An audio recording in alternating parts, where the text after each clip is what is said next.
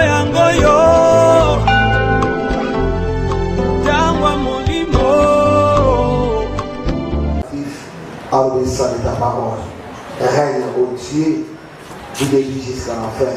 Laisse que cette parole puisse prendre une place importante dans nos vies et que ça puisse produire le fruit digne de la repentance.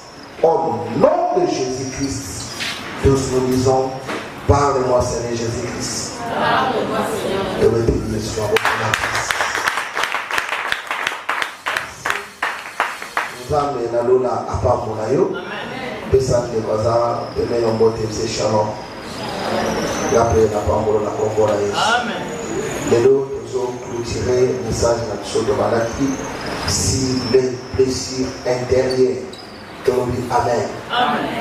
Nous avons dit dans le courant, il y a la semaine, dans le texte de base, nous avons dit dans Ésaïe 61, le verset 1er, c'est le verset 3. Ozali mon lema to motema na motema oyo betakate les bisika ba émotion bisika ba désir ba sentiment ba passion bisika nde efanaka et donc contacter la profondeur ya ko définir ko loba na muzino nyonso na semaine na ba oyo bananaki biso durant ya séminaire oyo parce que moi to compte sur la profondeur il y a ma casse exacte, dans nous ça comme rappel pour tout bandamate ya l'autorité. Amen. Amen. Et de yaki kokota, batobakete l'entité qui subit les soubrissements dans l'être humain, c'est là. Mutu oyo a yoka kapas ezali a. Tobi amen. Amen. Et de kota qui si les blessures intérieures, nabaki les blessures ezali incapacité morale. Alléluia.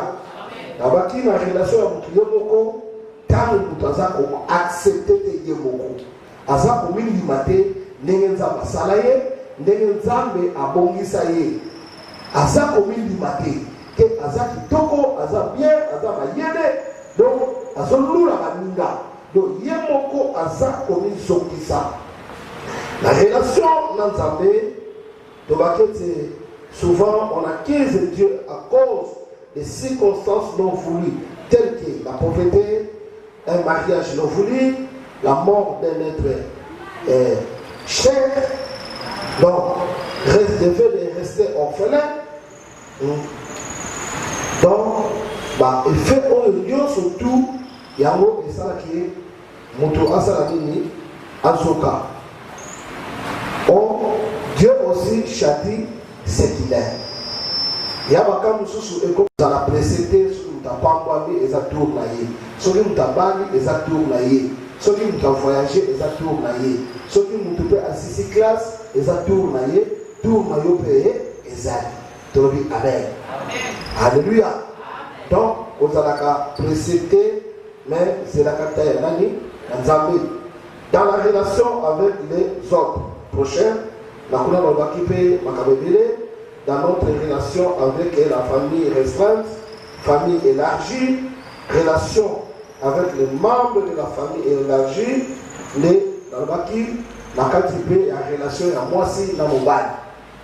Moi si à quoi soit mon bail à famille non restreinte, famille élargie, la contact dans mon zino. Il y a le domaine, on peut savoir un exemple tellement et la relation avec les familles élargies, dans le baki, makabepele tellement, de mona makabepele, papa a confié, baramoko, bazu famille, barabatikali, babengani baronanda. Baron ba famille, bande quoi papa, va récupérer le pain, va récupérer la voiture, va récupérer le bon monios, va terrani, batikali, orphelin, tolobi, amen. Ce sont des blessures intérieures. Mais dans le baki, quelle que soit ma blessure, quelle que soit ma déception aux amis, aux amis, mais nous avons un nom, il s'appelle Jésus-Christ, Azar capable, bien-aimé. Il y a pour ça le pansement, il y a la porte à yo, pe makila na yo kino lelo ezoganga makila na Yesu eyaka soki ye ebandi kokota ebandi kopenetre na kati ya mitema na biso ebandi kosokola ebandi kokausa bapota tolobi amen. Alléluia. Et tout ça, amen. Oya dans le Seigneur, tu as fait déjà 10 ans, 5 ans, 2 ans, une année, mais au gagnant ta moutou mon côté. Au yébita verset mon biblique na kati ya motema na yote.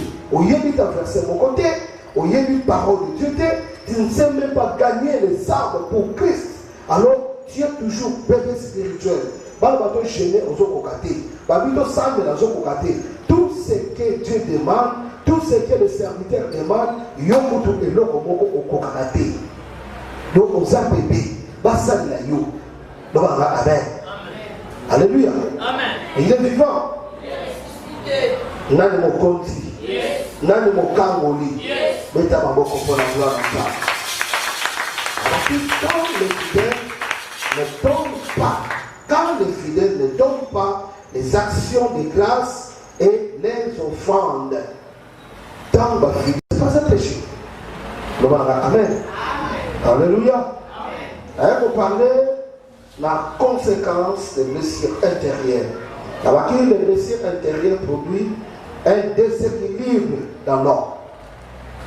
Lorsqu'ils ne sont pas vidés, traités et guéris, elles ouvrent la porte à l'action démoniaque.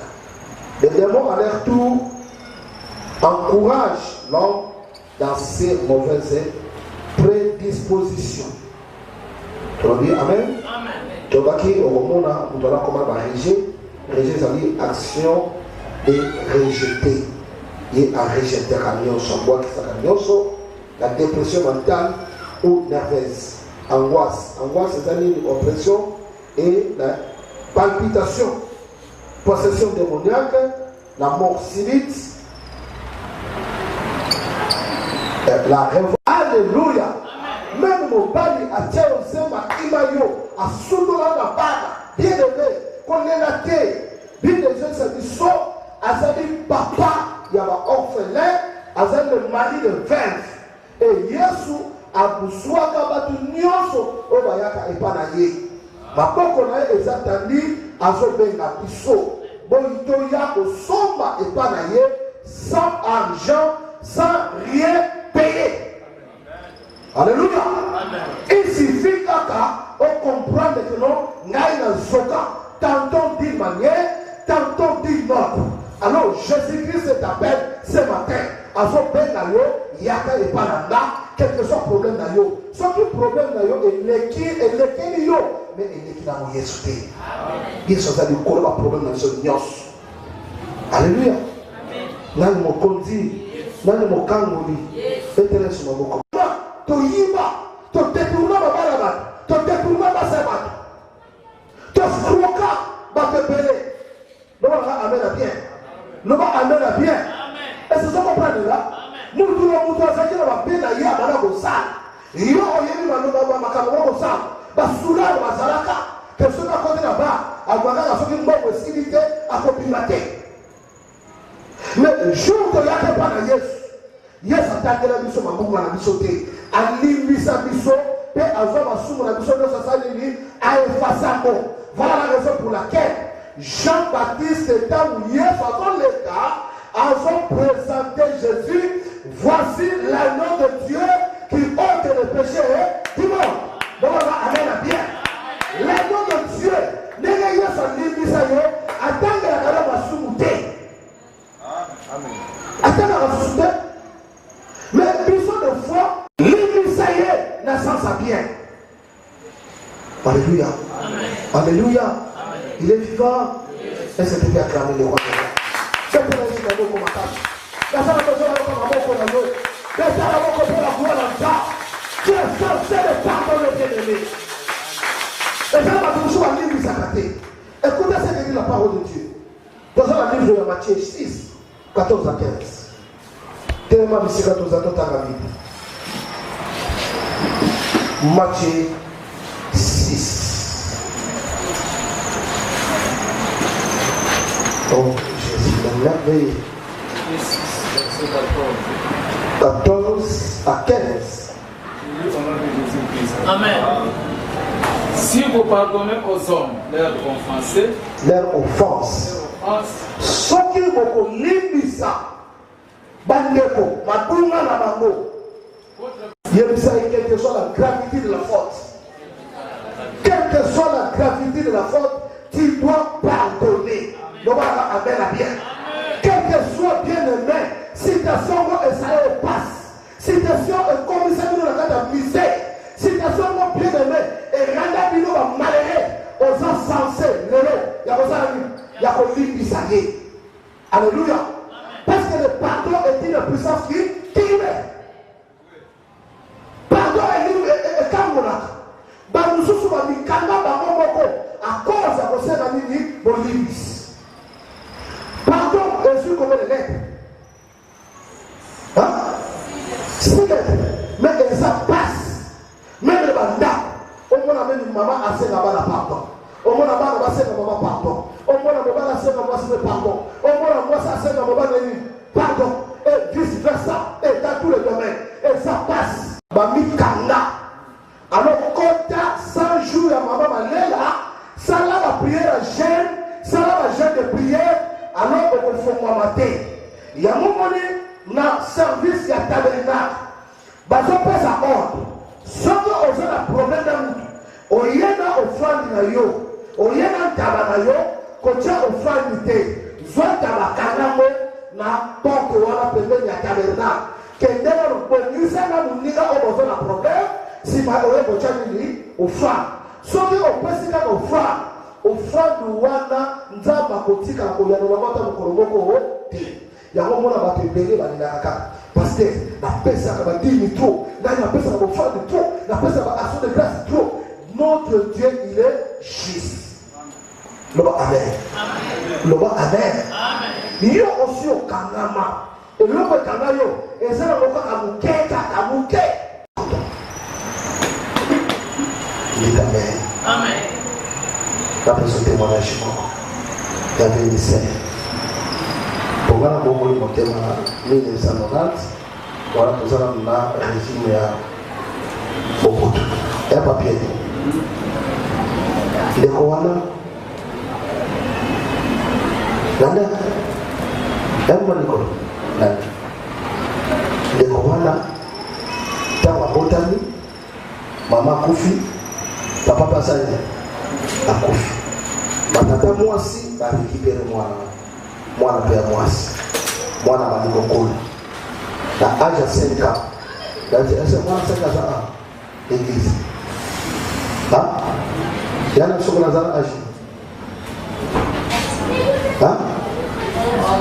11 ans. Mwana 5 ans ya mwasi. Maman Nicole. Jango yango yo.